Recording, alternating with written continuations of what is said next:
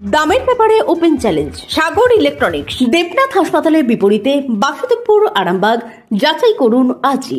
Shivam marble and granite, ঐতিহ্য আর আধুনিকতার মেলবন্ধন। এখন গড়বাড়ি, আরামবাগে। ফোন 9475179586।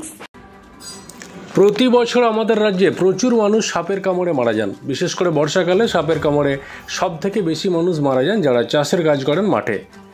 সাপের কামড় সম্পর্কে সতর্কতামূলক বার্তা দিতে একটি ক্যাম্প অনুষ্ঠিত হয়ে গেল হুগলির আরামবাগ ব্লকের মায়াপুর 1 নম্বর পঞ্চায়েতের একটি সভাকক্ষে। আরামবাগ মেডিকেল কলেজ হাসপাতাল এবং আরামবাগ এসডিপিও সুপ্রভাত চক্রবর্তীর যৌথ উদ্যোগে এটি অনুষ্ঠিত হয়। সাপে কামড়ালে কী কী করণীয় এবং কী কী করবেন না সেই সম্পর্কে বিস্তারিত আলোচনা করেন আরামবাগ মেডিকেল কলেজ হাসপাতালের এক চিকিৎসক, যার নাম সমর গোড়াই। এছাড়াও এই সতর্কতামূলক কর্মসূচিতে উপস্থিত হয়েছিলেন পঞ্চায়েত প্রধান রুমানা ইসলাম, আরামবাগ পঞ্চায়েত সমিতির কর্মাধ্যক্ষ সুখেন্দু ঘোষাল, আরামবাগ থানার পুলিশ কর্মী সহ বিশিষ্টজনেরা। হাসপাতাল এবং পুলিশ প্রশাসনের এই উদ্যোগকে সাধুবাদ জানিয়েছেন সাধারণ মানুষ। দেখুন বিস্তারিত।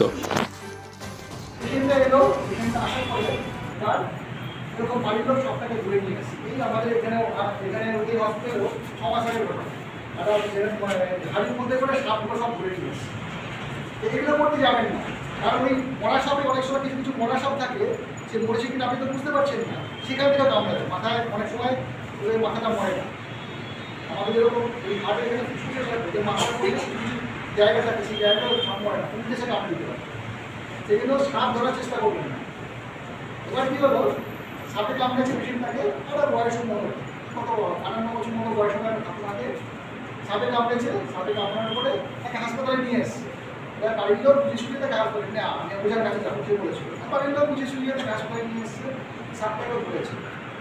দিয়ে তারপরে ইমার্জেন্সি নিয়ে ডেকেছে। ডাকার পরে এবার একজন জিজ্ঞেস করেছে যে ওই পেশেন্টকে জিজ্ঞেস করেছে যে কিসে কামড়েছে। দিয়ে একজন বলেছে ওকে কাল লাগিয়ে কামড়েছে। যেই বলেছে কাল লাগিয়ে কামড়েছে, সাথে সাথে আমাকে কাল লাগিয়ে কামড়েছে, সাথে সাথে হার্ট অ্যাটাক করলো, পেশেন্ট এক্সপায়ার হয়ে গেছে।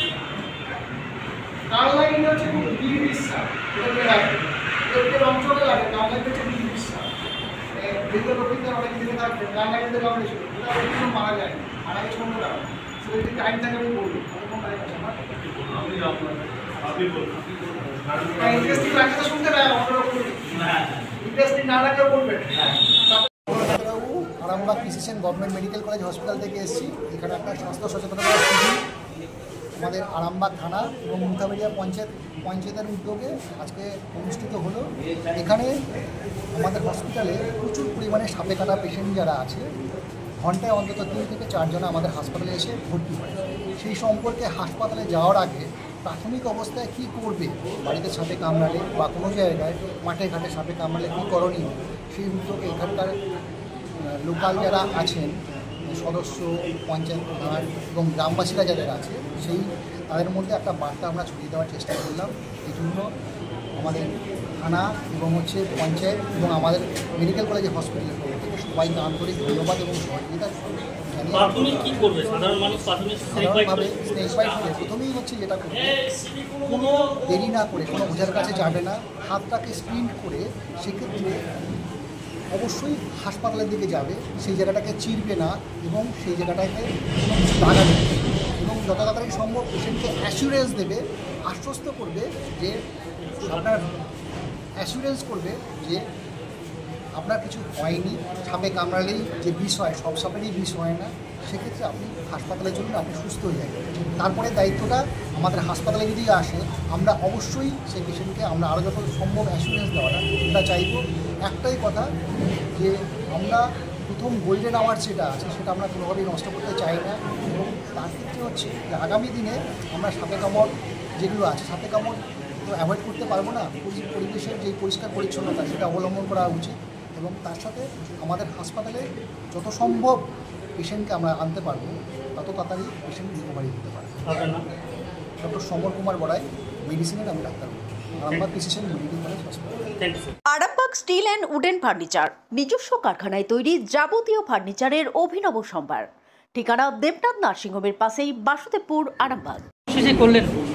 আজকে আরামবাগ থানা এবং আরামবাগ সুপার হসপিটালের সহযোগিতা একটা কর্মসূচি হলো, যেটা হচ্ছে সাপে কামড়ালে মানুষকে সচেতনতা করা। এই সচেতনতা করার মূল উদ্দেশ্য হচ্ছে আমাদের গ্রামাঞ্চলে সাপে কামড়ানোর রুগী প্রচণ্ডভাবে বেড়ে যাচ্ছে। এই উদ্যোগের জন্য মানুষকে সচেতনতা করা হচ্ছে, যাতে প্রাথমিকভাবে মানুষ কিভাবে সচেতন হয়ে হসপিটালে যাবে, কোনো বেসরকারি জায়গায় না গিয়ে হসপিটালে গিয়ে চিকিৎসা করবে এবং সুস্থ হয়ে ফিরে আসবে। এই সচেতনতাবোধ জাগানোর জন্য আমরা এই কর্মসূচি করেছি মায়াপুর 1 নম্বর অঞ্চলের সহযোগিতা। আপনার পরিচয়? আমি সুখেন্দু ঘোষাল, আরামবাগ পঞ্চায়েত সমিতির জনস্বাস্থ্য কর্মকর্তা। আপনাদের ভালোবাসার আরেক নাম চন্দন জুয়েলার্স। চন্দন জুয়েলার্স, আরামবাগ, সদরঘাট, হুগলি।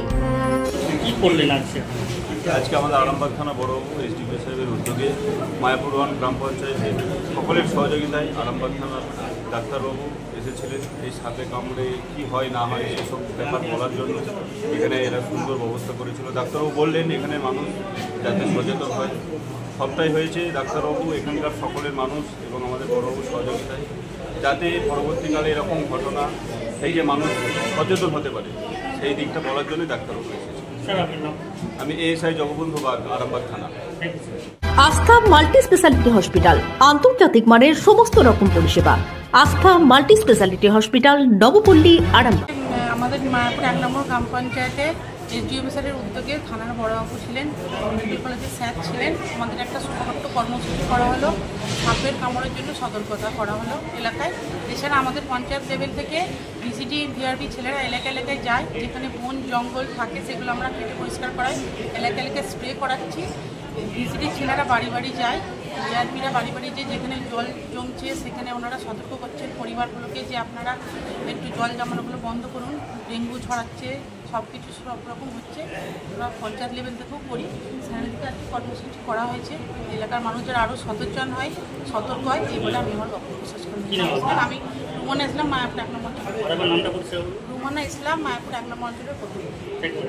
মালতীমাতা হাইস্কিং মিল আপনাদের জন্য নিয়ে এসেছে সম্পূর্ণ ঘরোয়া পদ্ধতিতে চাতালে শুকিয়ে তৈরি কৃষ্ণভোগ মিনিকেট, ডহর, বাঁশকাঠি, মহারাজা জিরাকাঠি ও দুধেশ্বরীর মতো উন্নত কোয়ালিটির চাল।